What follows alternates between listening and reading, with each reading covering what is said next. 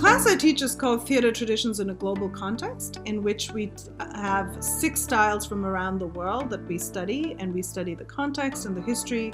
And then we have 6 practitioners, lifelong artists, come and have workshops for us. And then the students, based on what they're learning and the physicality of the style, develop their own in-group performances.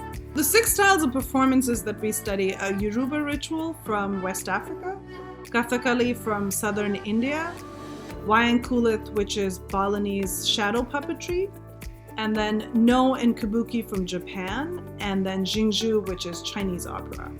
I really think that the key to learning performance styles is to feeling them in your body. However imperfectly, however briefly, there's something about embodied physical ways of knowing material that I feel like just reading about them or watching videos online just doesn't give you the same experience.